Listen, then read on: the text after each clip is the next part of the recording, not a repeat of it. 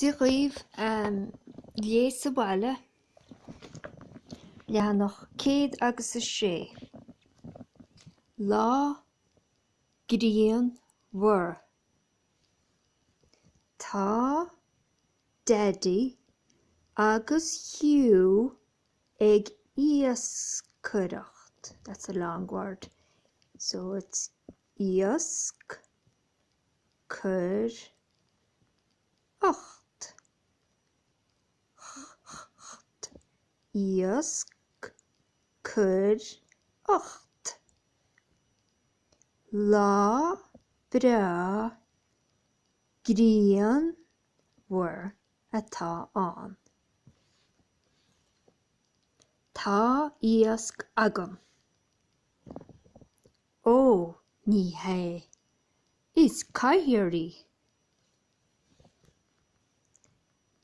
Tá iasc agam. Ó ní hé, is brógaí. Tá iasc agam. Hurrah, hurrah. Lá Grianmhar. Tá Daddy agus hiú ag iascaireacht. Lá bra Grianmhar atá an.